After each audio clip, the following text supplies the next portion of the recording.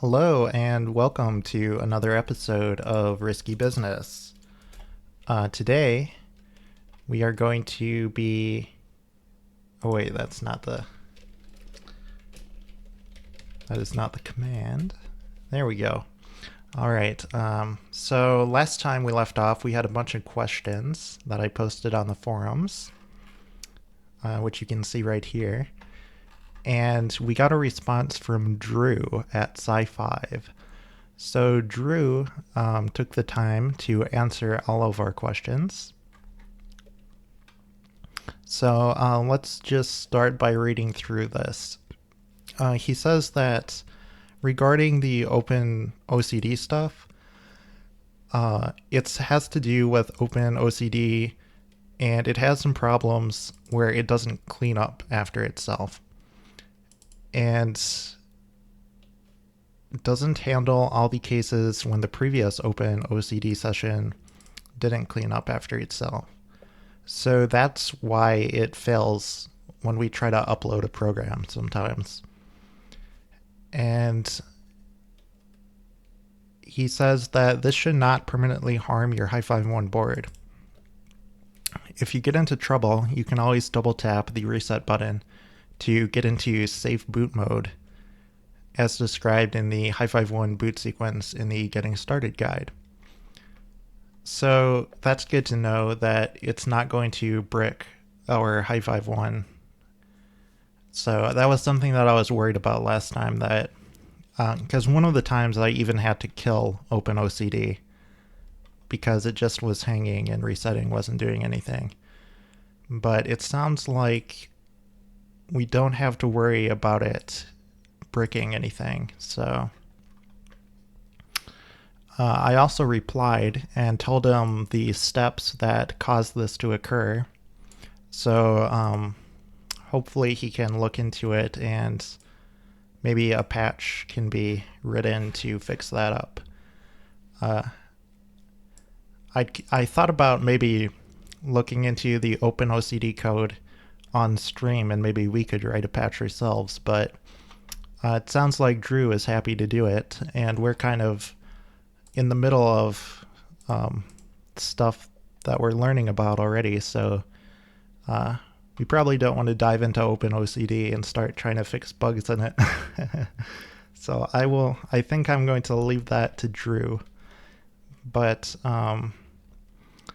he also says that so we were wondering about the configuration string, and he says that it can be printed with the following code, and his code is a little bit different than what we were doing. And so that's interesting to me. You can see I replied here, and I believe I understand what is going on now.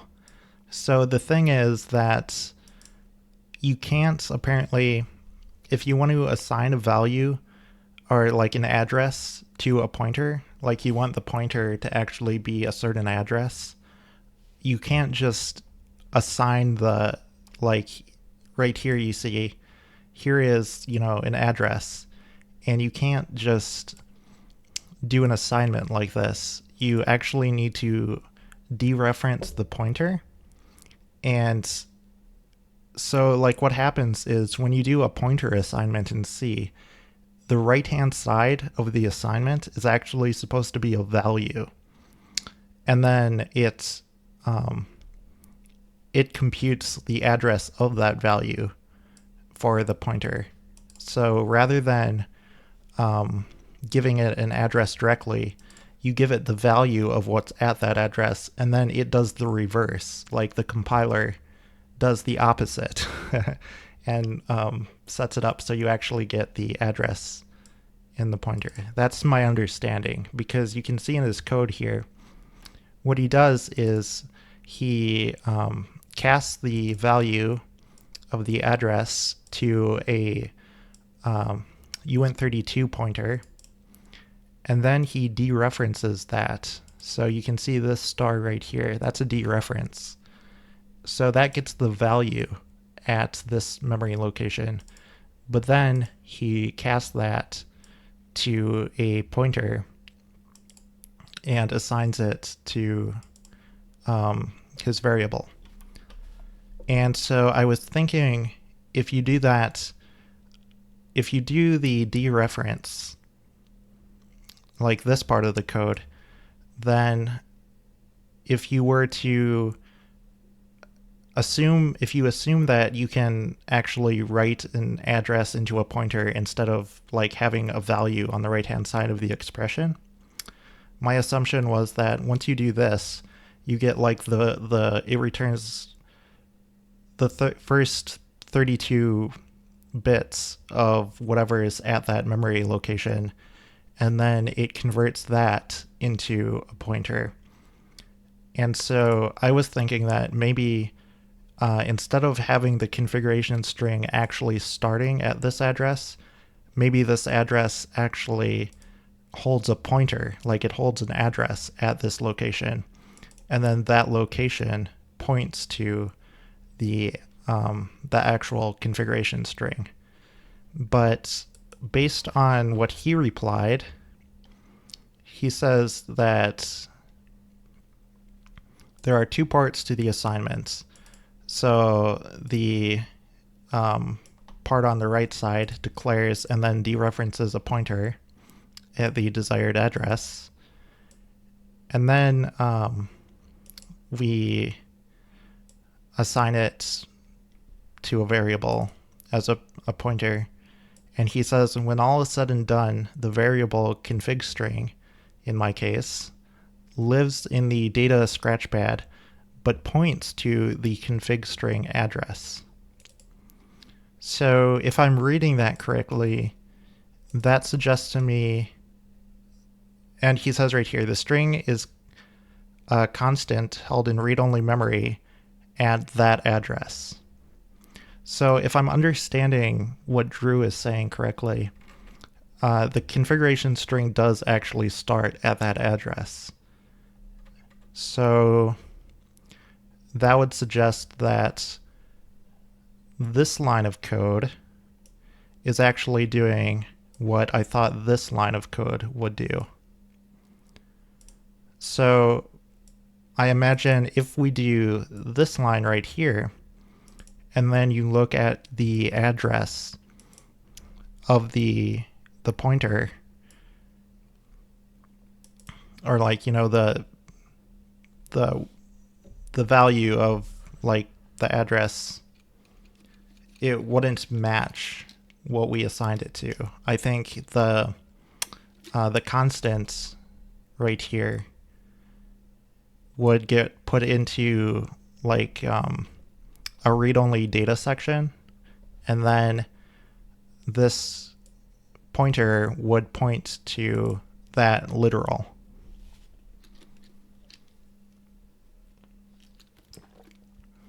So that's maybe a little bit hard to follow, but I think that's what's going on there. And we can experiment with this today if we get printf working. So what else does he say? So I also asked about the privileged architecture manual and the draft that Hossein linked. And so he didn't understand the question at first, and I clarified for him.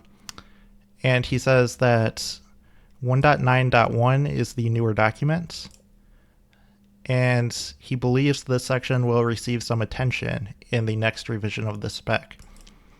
So basically, it's just not documented very well in the current version of the spec, and it's kind of up in the air. That's my interpretation of this, that he's saying it's just kind of up in the air, and the documentation will probably be improved for this stuff in the future. And what else did I ask? So, okay, so I also asked about printf, and he says that you should be sure to put the /n on the end of the printf, or to call fflush after. So it sounds like printf should work, and it maybe is just a case of us needing to do an fflush after, or maybe we're just not putting a /n on the end of what we want. So if we look at our code here, when I did a printf hello world, in this example right here, I did have the /n on the end, and that didn't work for us. But we could try it with an fflush after that as well. And then if we look at the hello program, which is what's currently on the board, let me see here.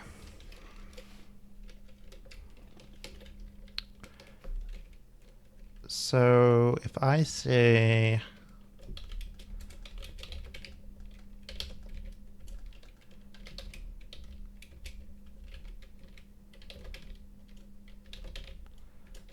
show me hello.c.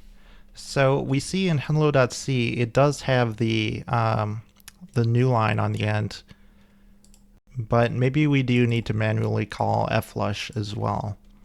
So we're going to give that a try.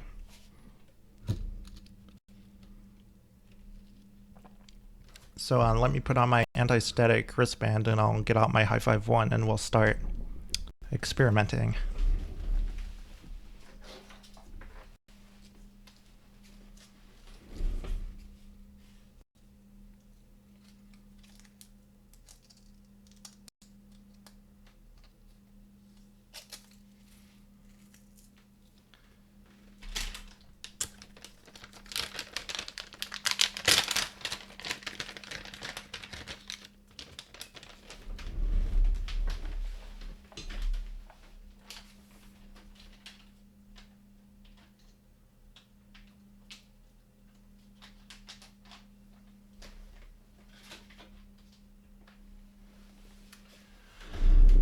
All right, my Hi-Five 1 is plugged in, and so if I connect to it and reset it,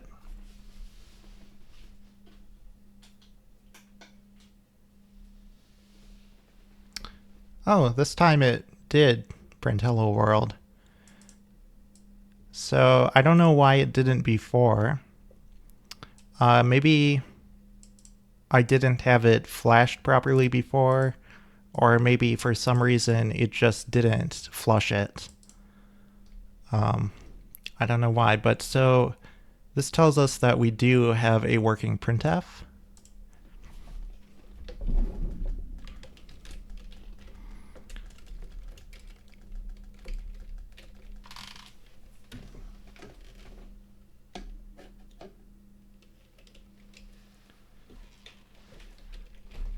Magic indeed. So let's go back to doing our demo program.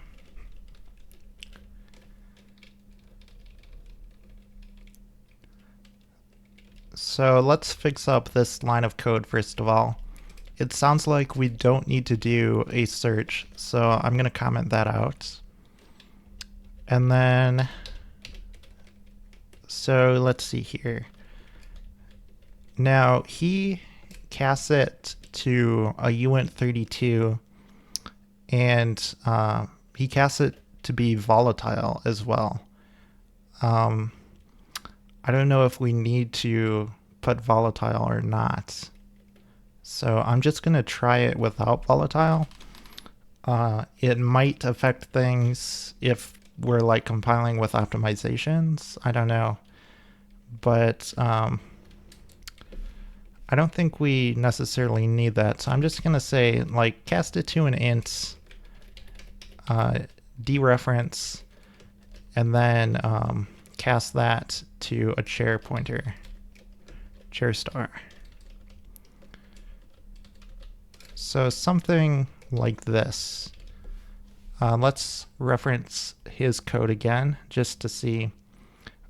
Okay, so he does cast it to an int pointer. So I think this needs to be a pointer then.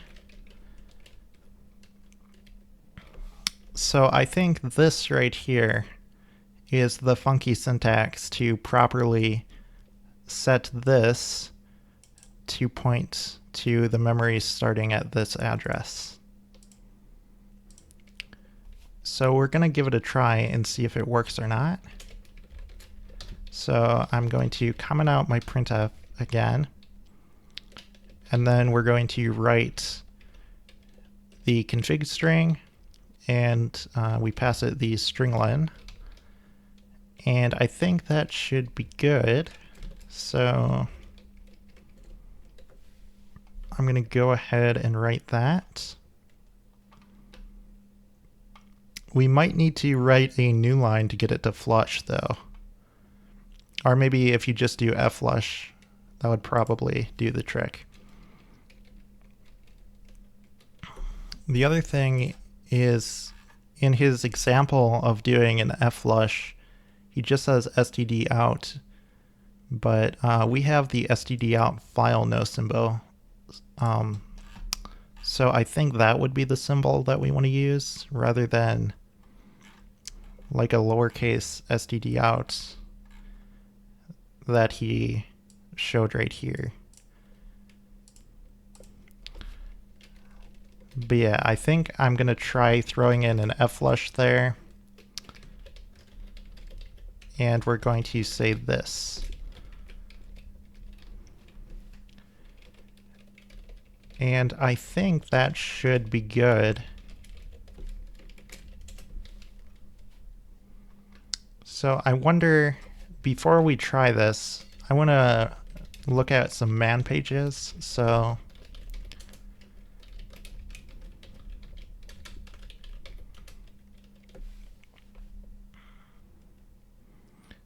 we can see fflush is documented. It is for flushing a stream, which is pretty obvious.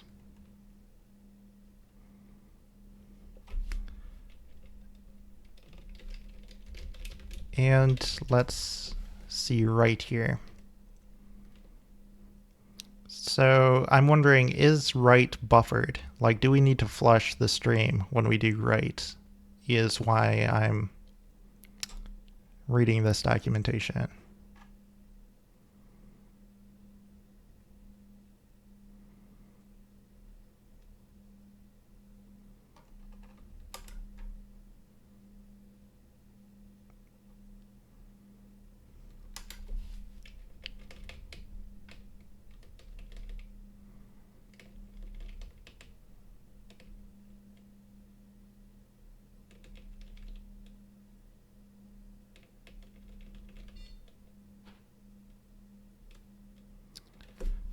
They recommend calling fsync, but this is talking about using write to write to disk.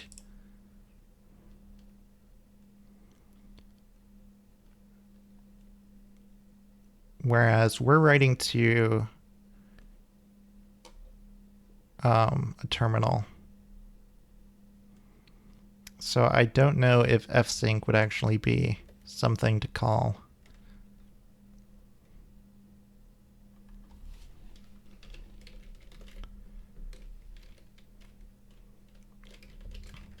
I'm going to comment out the flush and see if it works or not.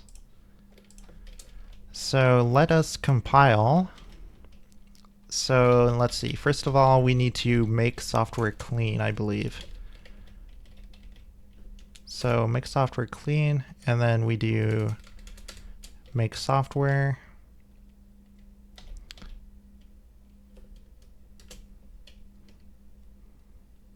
And then we should be able to do a make upload.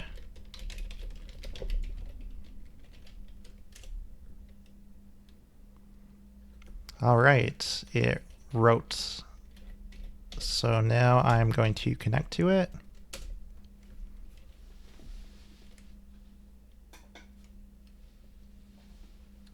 And hit reset. And voila. So that worked.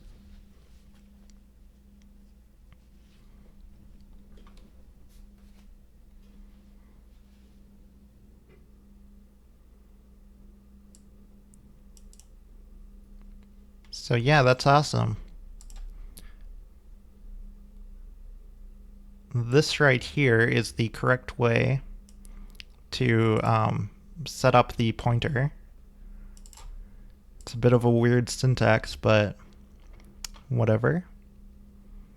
And then we can write it, and apparently I did not, at least, I don't know if it's guaranteed, but I didn't need to flush any streams with write in this case.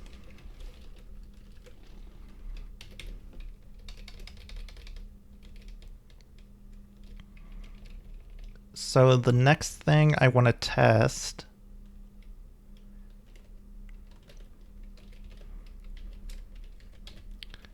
if we do a printf, I'd like to see I guess I want to see the value of the pointer. Not the value of the dereferenced pointer, but the value of the pointer itself, because that should be this address, right? And then I want to do the same kind of thing, but I want to see how it differs when we just do just the constant without the casting and dereferencing.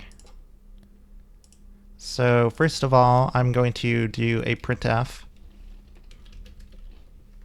of just hello world.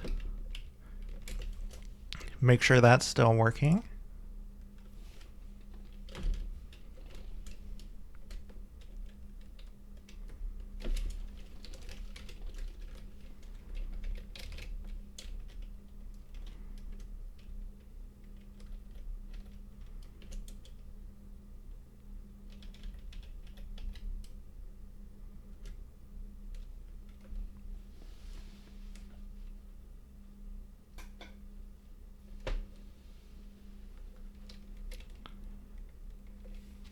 Okay, so when I reset it, it did not print that time.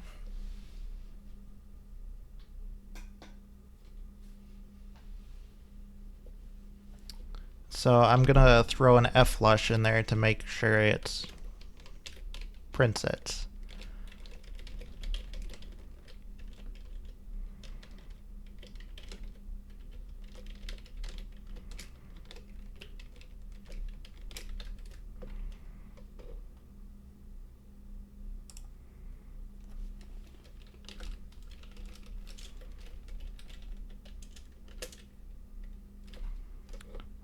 We got a warning there.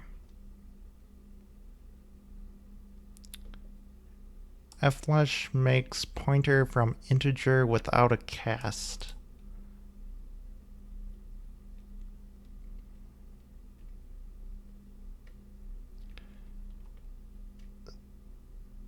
Okay, so no, we don't want std file no. That is an integer, and what we actually want is a file descriptor, or a file pointer.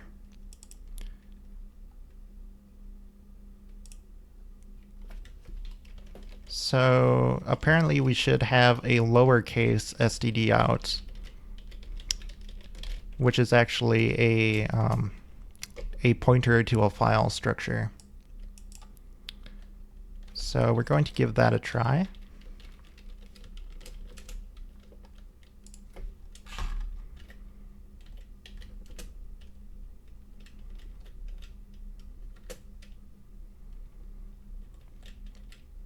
You know, I wonder, it seems like both times today it's written without a problem. I wonder if it had something to do with us printing garbage from having an incorrect pointer that caused the failing stuff.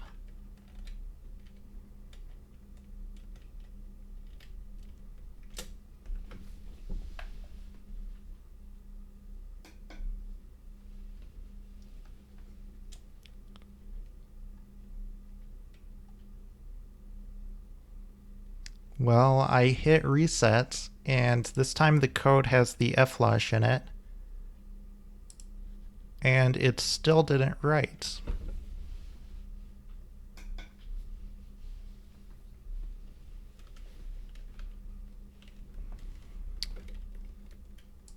So you can see here in my code, I call printf hello world, and I do a flush. And just having the new line should make it flush too. So why am I not getting output?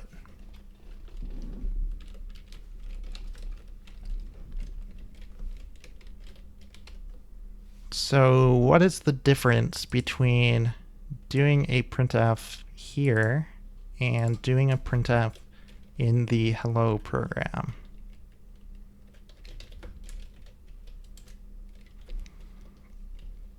So the hello program has include stdio.h.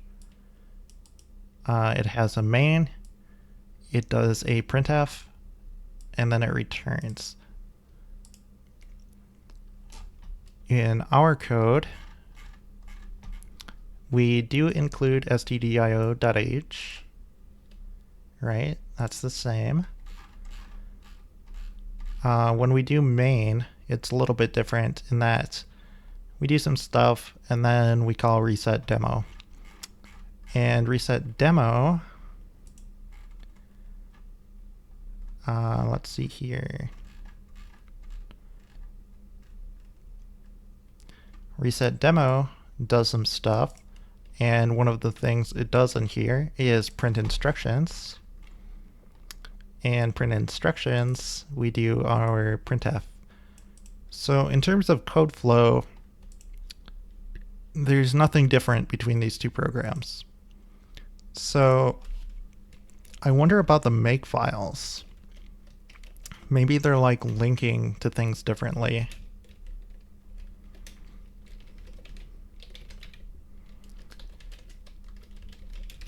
So let's take a look at this Makefile here. Okay, it says it passes no built-in printf in the C flags. So let's take a look.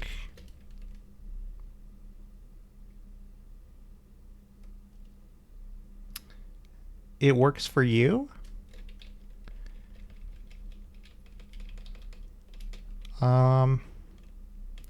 Okay, we do have the no built-in printf in here too. So why isn't it working for me?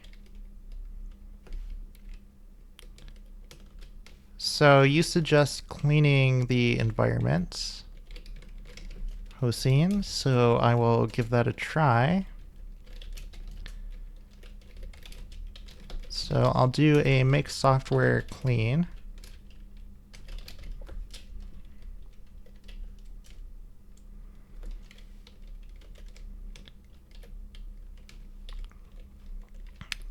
I'll take out the fflush too. So now if I build it again,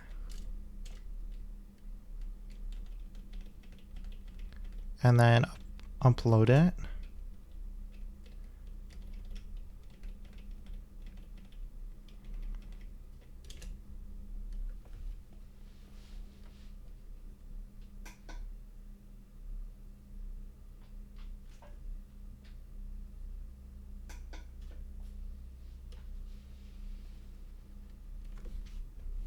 that time I got a partial right.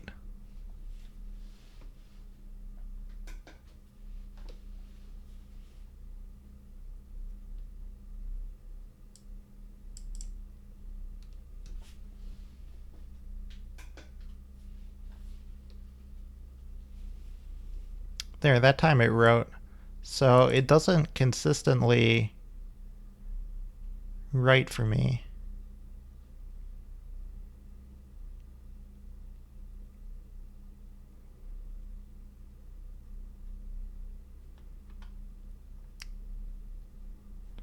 Right.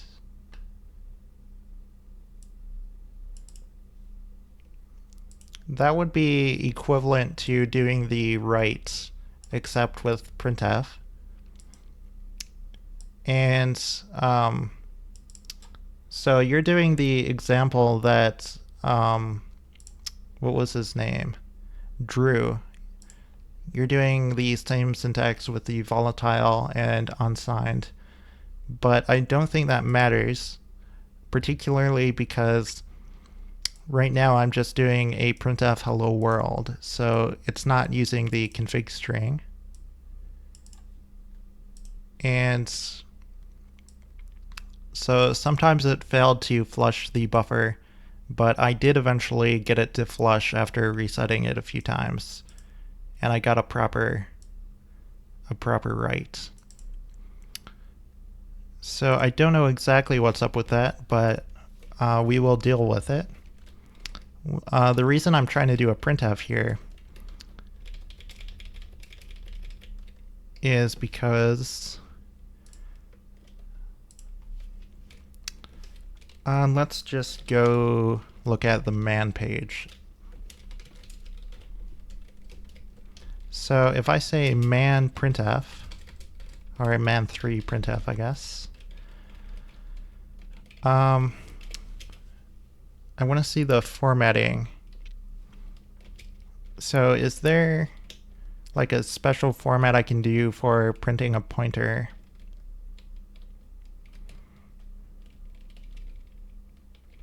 Or do I just print it as an integer?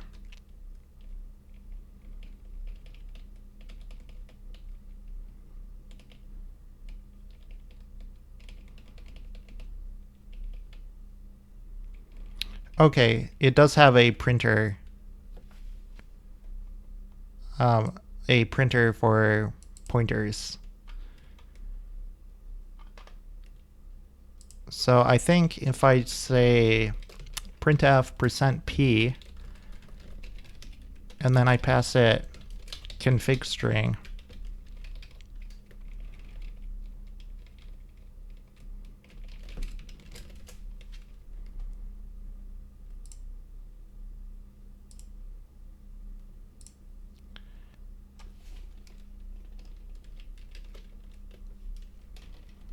I believe that should work. So I'll do a clean again just to be safe. Build the software, upload it, connect to it.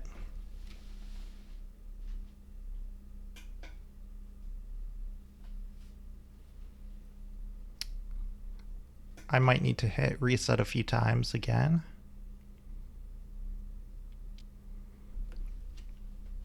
Okay, there I got, it looks like a partial write, so let's try again. That's still not the entire thing.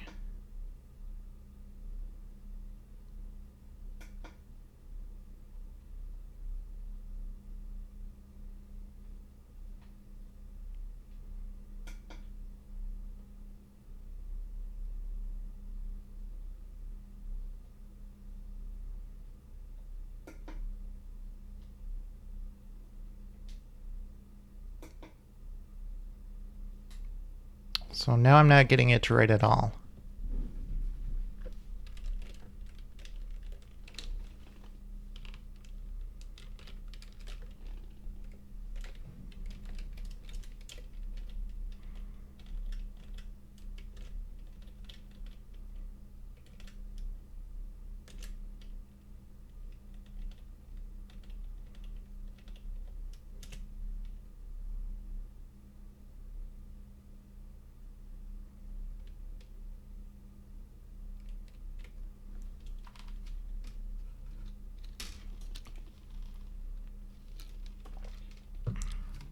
Okay, OpenOCD failed.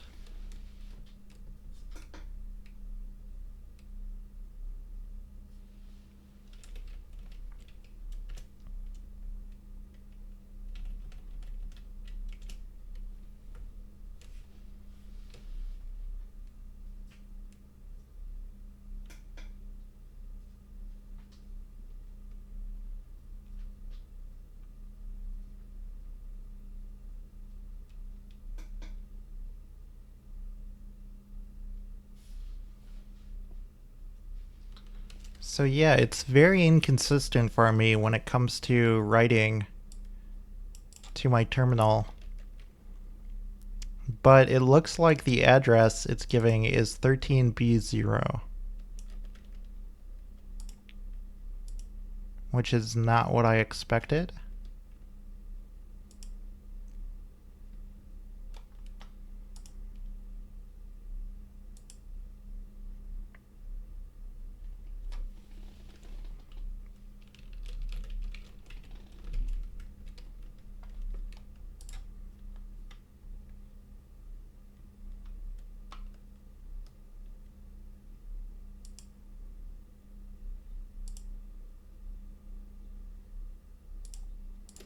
So let me take a look at that man page again.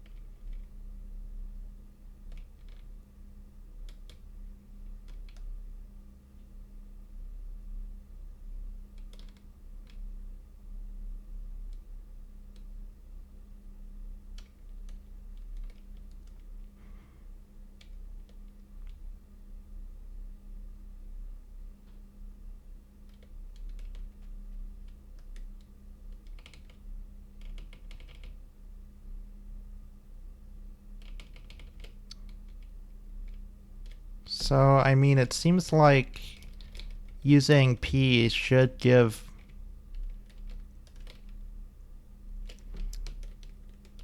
what I want.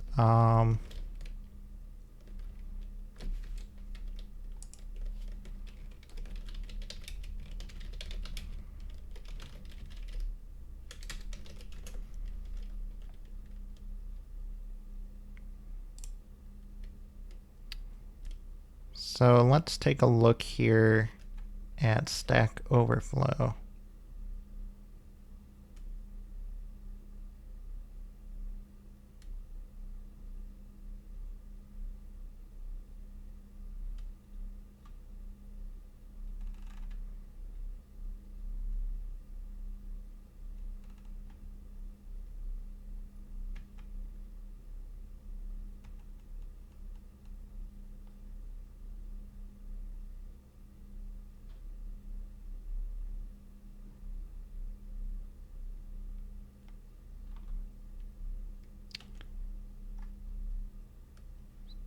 I'll try it with the cast to void pointer.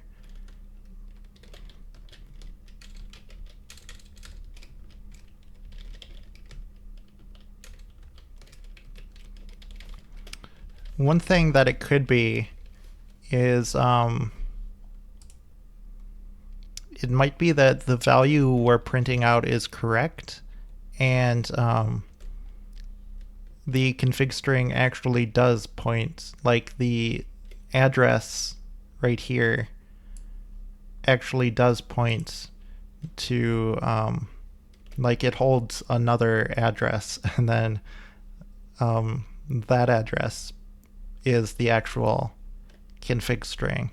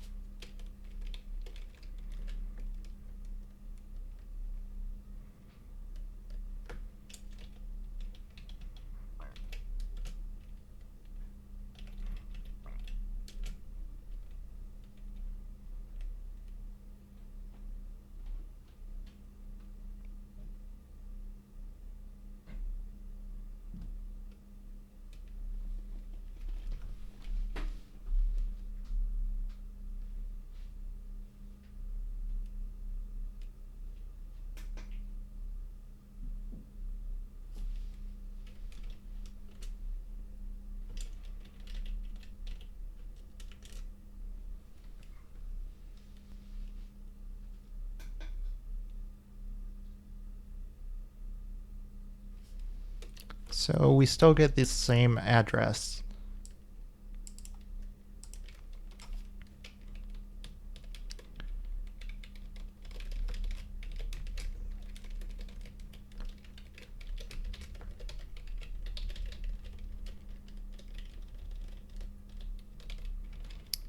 So if I set it like this, let's see what address it gives us.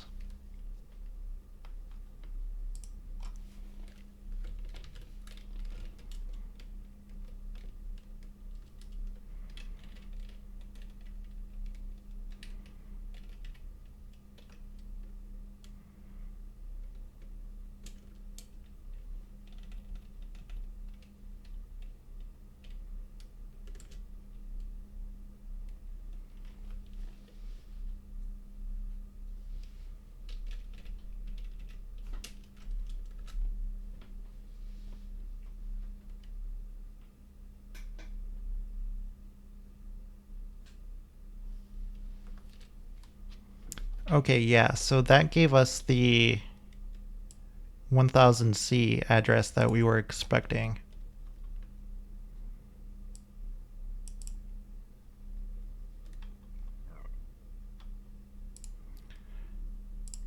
So this is what's happening. When I do this, it does do what I first thought it did. So the pointer, the value of the pointer is this address right here. And when we dereference it, we get whatever memory is at that address. But it turns out what's at that address is a address. And that address is where the actual config string is. So the value at this location in memory is like 0x0000, and then whatever that other address was that we printed. And then if you dereference that address, you get the config string. So to show you that, I want to run it again because I don't remember what the address was. I know it had like a 13 and a B in it.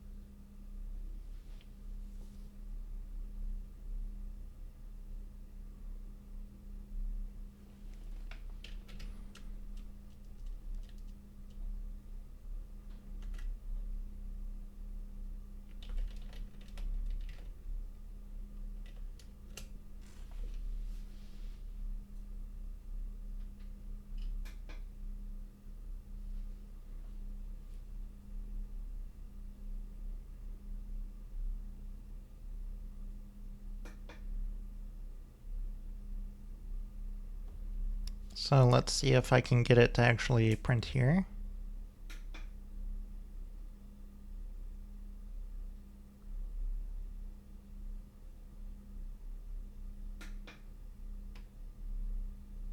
There it goes. So 13B0. Okay, so here's what I'm thinking. If I say this address, but then I say 13B0, so here I'm setting a config string to this address right here. And this address is the value of what's at this memory location. So then I think if we print that string, it will actually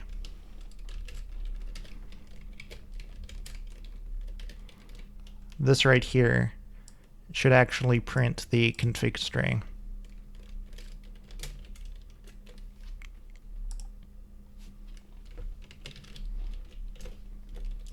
Also, I just had an idea. I'm going to unplug my Hi-Fi 1.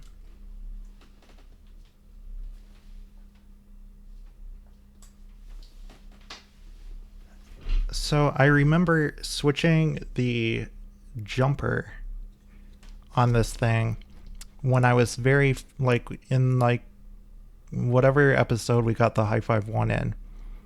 And I was trying to get it to work. And it turned out that the problem I was having was that the USB ports on the front of my case don't work very well. And that was giving us problems. And if we go back to the SciFi forums and take a look at the Arch Linux post,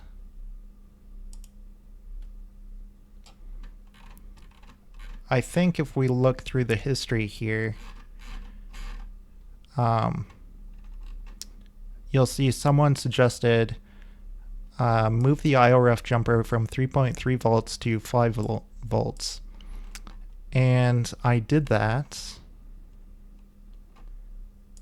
And I don't think I ever put it back. So I'm wondering if that's what's giving me problems. So yeah, my jumper is set to 5 volts.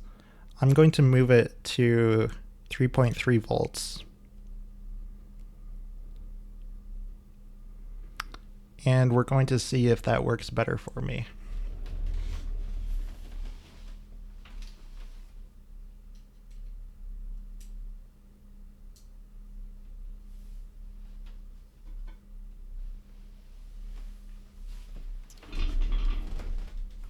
So I plugged it back in after switching the jumper, and I see the blinking light and the power LEDs are lit.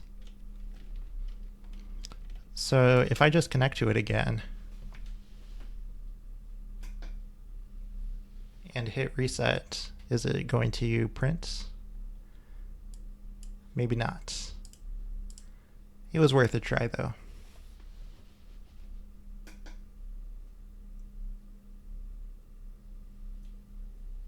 Okay, it printed the second time around.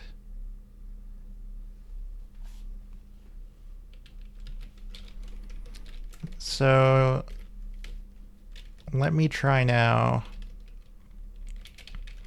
I want to try this program here where we're setting the ConfigString pointer to be this address and then trying to print it and see what happens.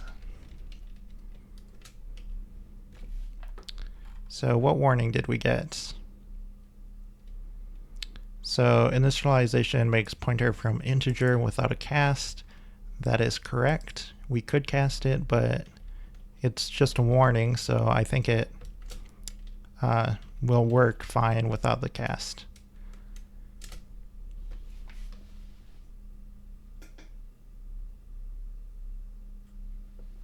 And voila! So you can see that this value right here is the actual location of the config string, because you can see I set a pointer to that and then I printed the string at that location and it gave me the config string. And so just to reiterate, if you're wondering where did I get this value from, the 13b0, because that was not in the documentation. The answer is that the way the Hi-Fi 1 is set up, they documented this address right here.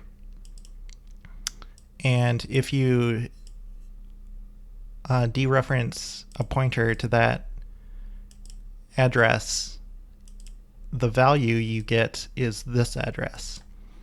And so I set a pointer to this address, and then that gives me the string. So I fully understand what's going on now, and I hope I hope that I made it clear enough that my audience understands. I don't know, but I definitely understand what's going on at least. So is there anything else we want to explore with the config string while we're at it? We do have this include, and Drew told us that I was correct, that this is a pointer to another memory location. And that particular location has the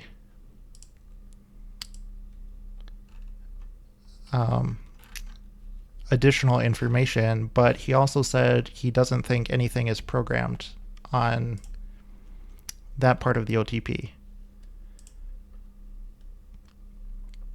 So now my question is, how many characters do we have here? So that address has 5 digits to it.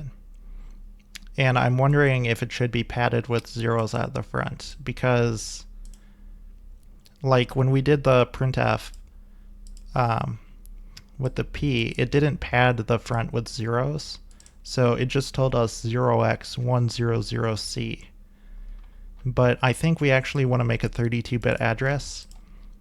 And so I think this needs to be padded with zeros in the front to fill out the 32 bits. So we're probably not going to get anything from it if we try to print from it either way, but I would like to try nonetheless. So let me just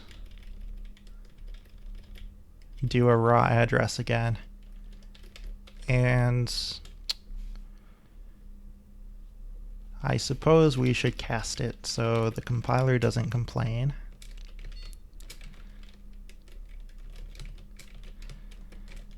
And then the address I want is 2 and then 4 zeros and a 4.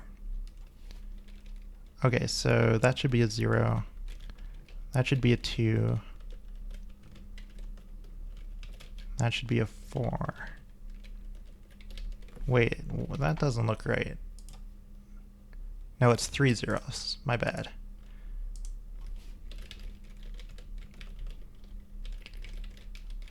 So something like this.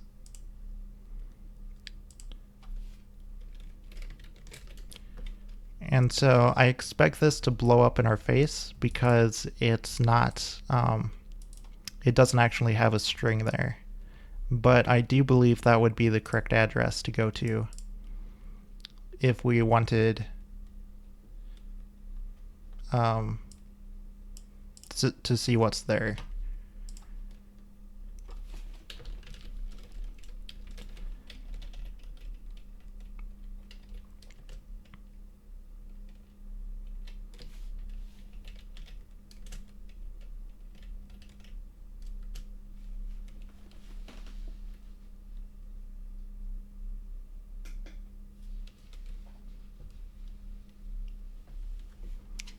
So yeah, you can see I just did a print and we didn't get anything.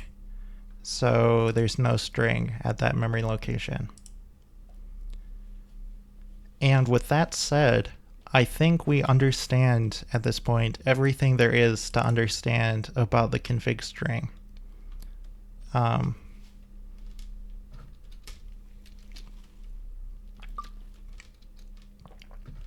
As far as the information that's available to us goes.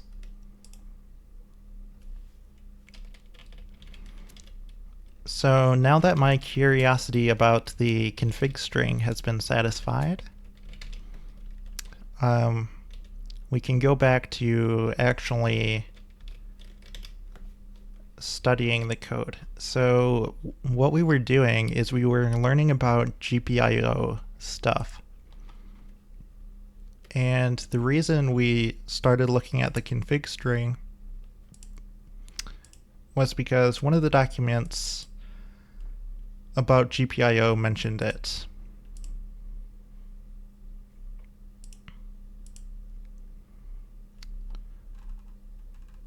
Oh, and then also the Getting Started guide, I believe he said that had some information as well.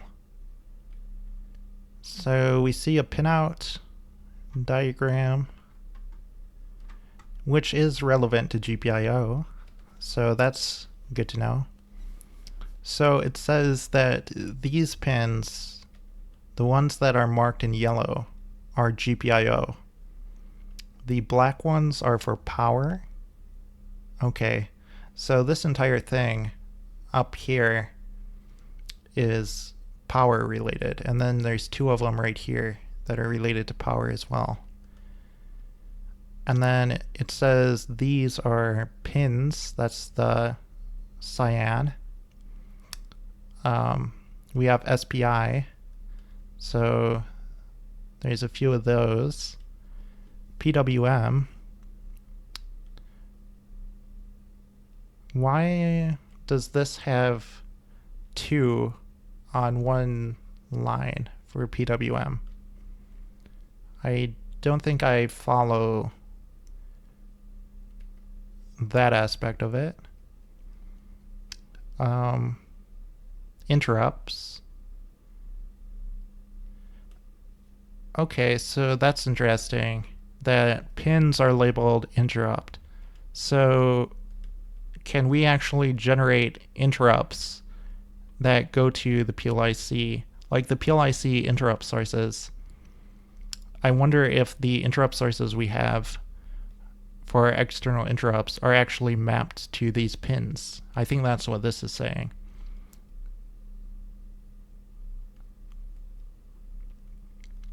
So you can actually hook up some kind of device via pins and send interrupt signals through them. So I guess just by like writing to the pin, it would send an interrupt, and then you can handle the value that's coming off the pin, I take it. We have serial, so there's 2 for serial. And then there's SW12C. I don't know what that is, but there's 4 of them. Okay, so that's pretty interesting. And then, like I say, the yellow ones here are all GPIO.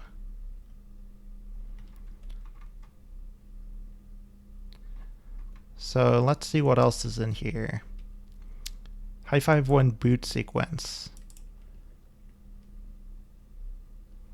So we have a modifiable bootloader at the beginning of SPI flash, and they tell us the address there.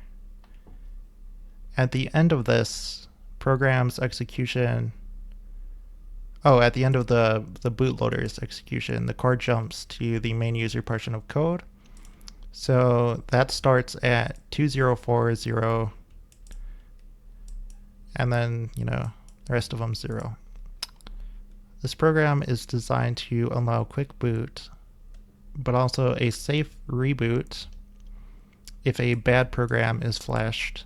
So that's what Drew was talking about, that if you tap the reset button twice in a row, it goes into a safe boot, apparently.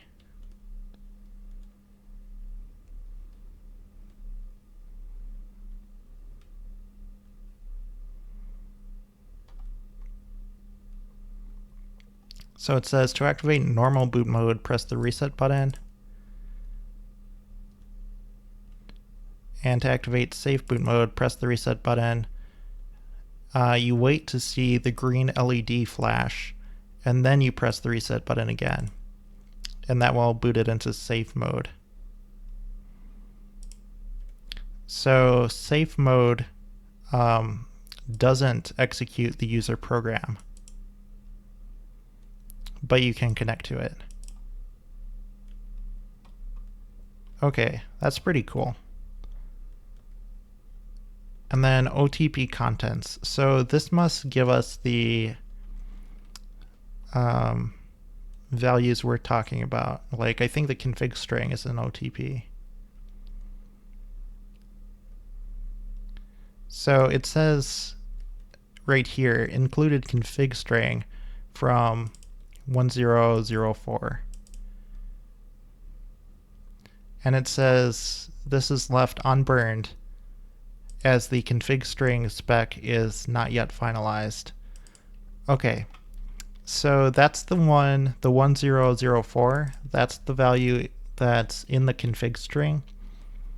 And we tried to print it.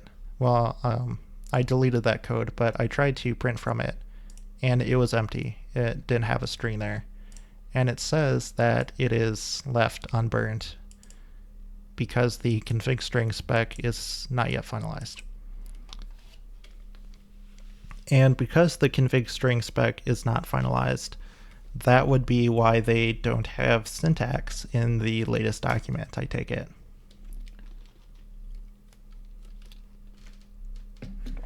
So that all makes sense.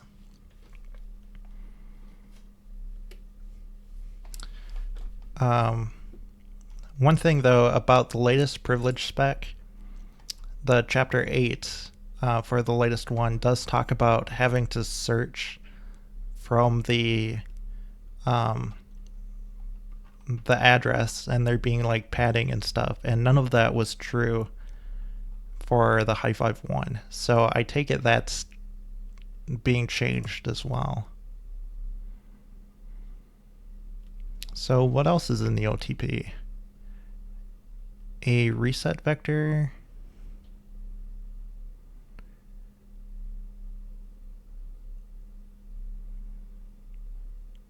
A board identifier. That's interesting. So there's a board identifier, and it says it varies. So I believe, Hossein, you were asking about, you were wondering if there was an ID in the config string that would have been different for my board compared to yours. I think there is an identifier. It's just not in the config string. It's in the OTP at 0x1fe4.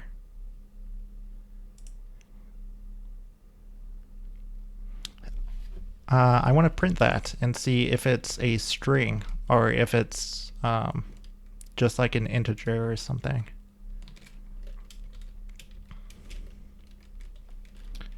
So I'm going to make another pointer here and call it board ID.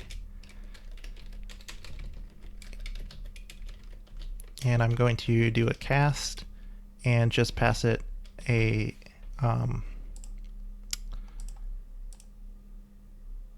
value here. And so I don't think we need to write out the entire 32-bit value. I think we can just write it like this and it should just work.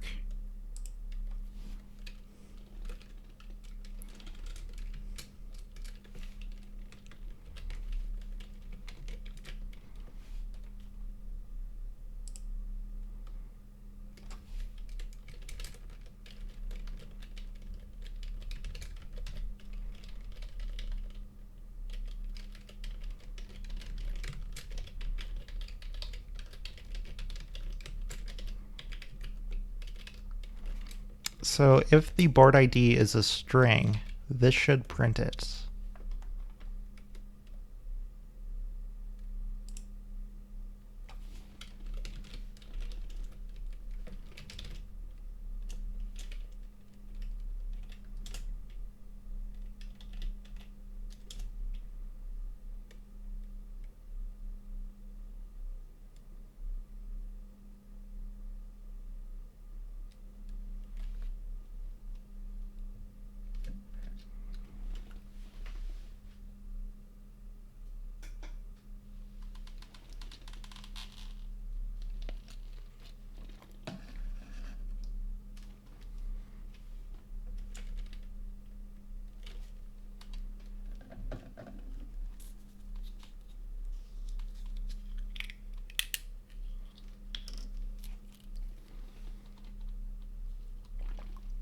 So I think it's safe to say that the failing to upload and stuff like that wasn't due to me having the jumper in 5 volt instead of whatever the other one is.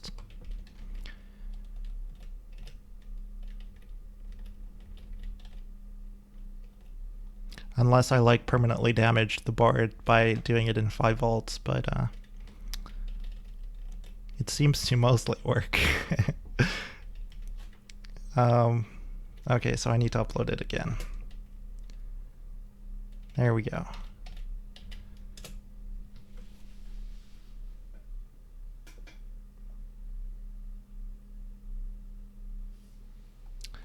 Okay, so that printed garbage.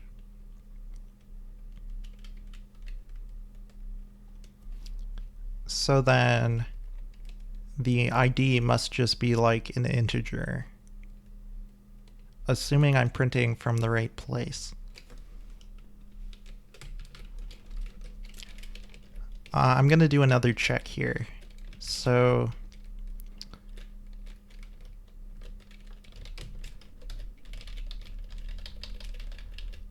if I print from 100C, for example, I'm pretty sure that was one of the values we were looking at, wasn't it?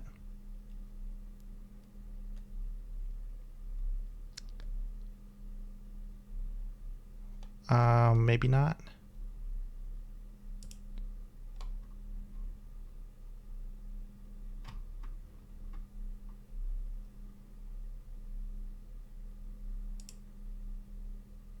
Oh yeah, it's 100C for the config string. Oh, but that's the, well, we can work with that. We just need to dereference it and then cast that back to a pointer.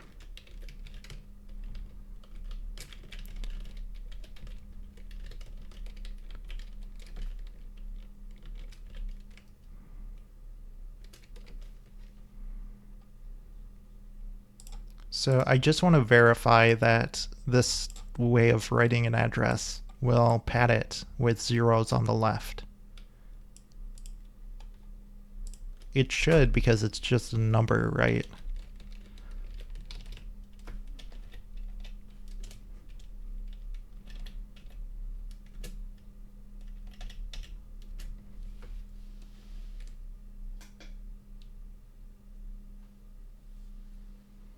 Yeah, so you can see that worked. It didn't print everything, but it worked.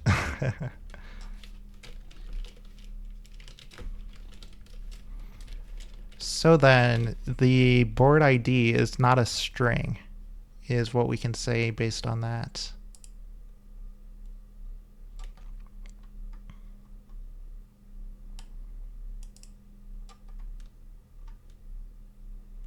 So I wonder if it's documented anywhere.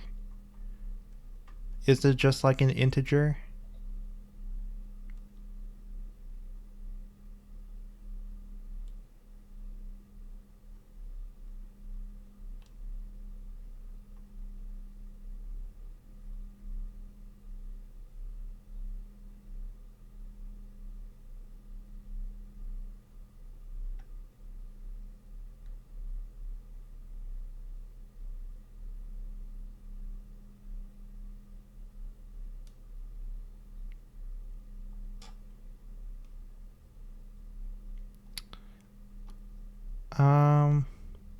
It didn't look like there was anything else interesting in the OTP contents.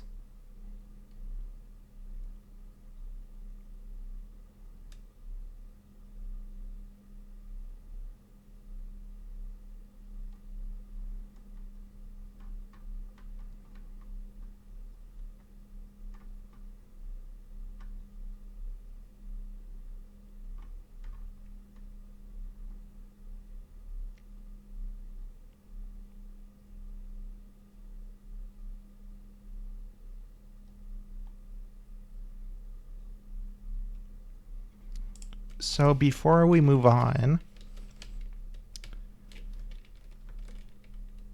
I just realized we're past time as well. But I want to do one more thing before I end the episode. So we have this board ID, right? Not this, but this right here.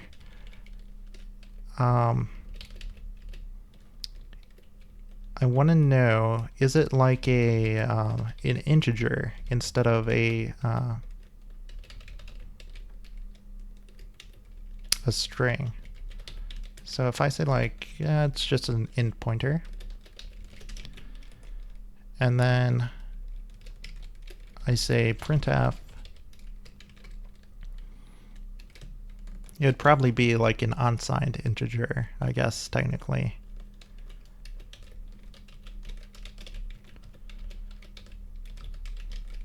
Because if it's an ID, I'd imagine they wouldn't have negative ID values.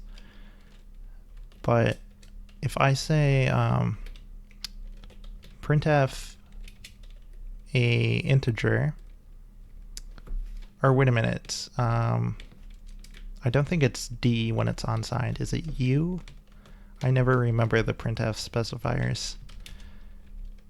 Printf.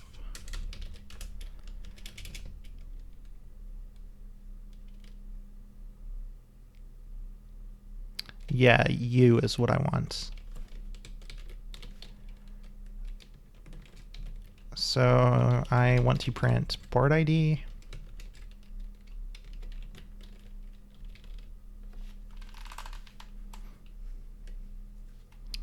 Or it could be the same thing where it actually is an address pointing to the thing.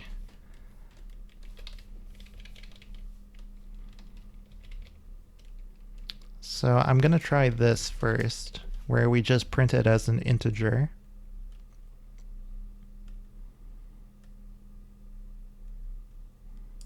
Or I need to dereference it.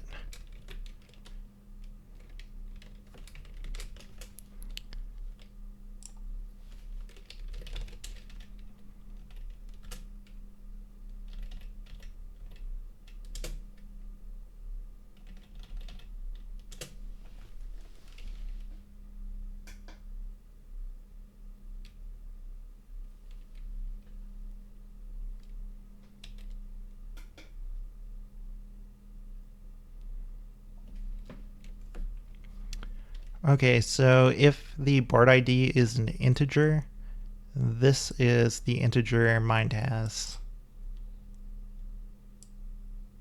So I don't think that would be right. If we assume that the board ID is actually programmed in and every board has an ID, I'd imagine they'd start them at like 0 or 1 and then increment for every board. So they definitely don't have these like that many boards in circulation, right? That's a huge number.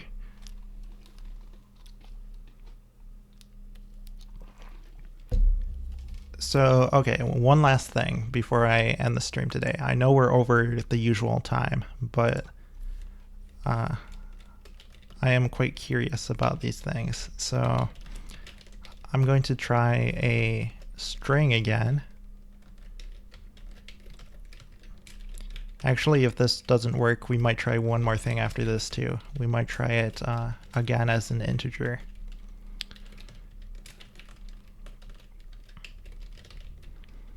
So in pointer of this address, dereference it, turn it into a char star.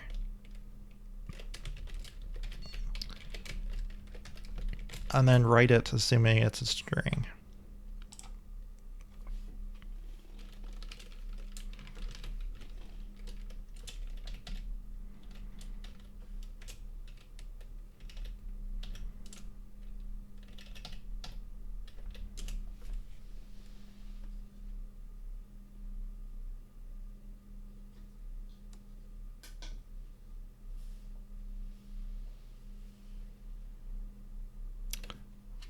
It printed trap. So I think that means it trapped on something. So our code is bad.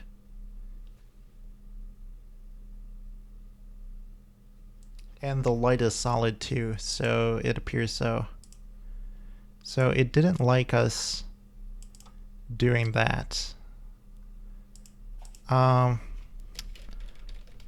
I want to try it as an int too and see if that does anything different.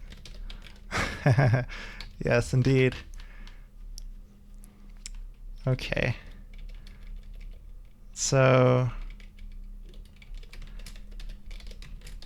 this is the last thing we're going to try tonight.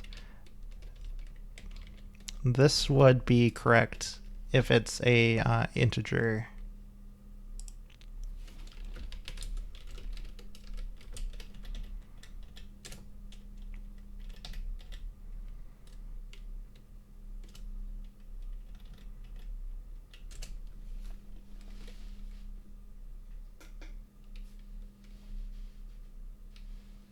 So that trap 2. I think the problem is when we try to dereference from this value, it's probably not a valid memory location.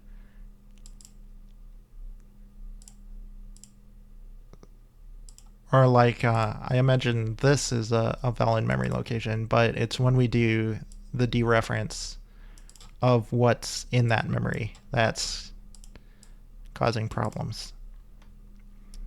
So we don't seem to have a actual board ID that we can print out from that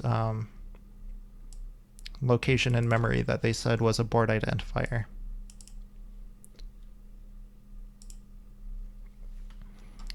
I might ask about that on the forums. I don't know. But that's all we have time for today. So thank you everyone who tuned in today. And okay, you say you tried to set up GDB for the board, but you got your OpenOCD all screwed up?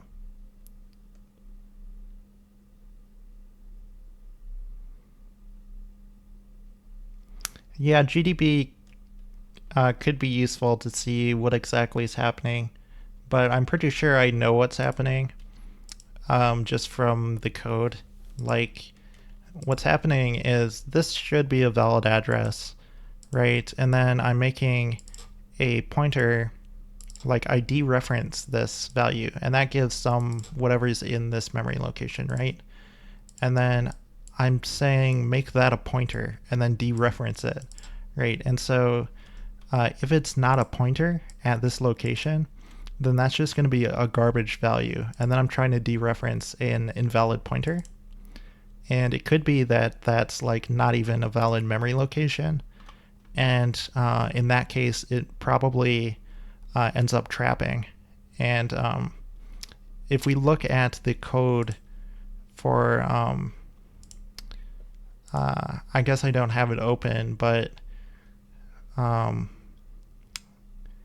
like the code we were looking at earlier in the FreedomE SDK for like the init and like interrupt handling and stuff like that. I'm pretty sure there was some stuff for like trap handling and things like that. And that's where the code path that's actually printing trap to the console. That's what I assume is happening. But anyway, like I say, thank you everyone who tuned in today. And thank you everyone who watches on the YouTube archive, which is available at risky.tv. And you can follow me at HMN_risky on Twitter to get updates about this series. So I will see you in the next episode, and stay risky, everyone.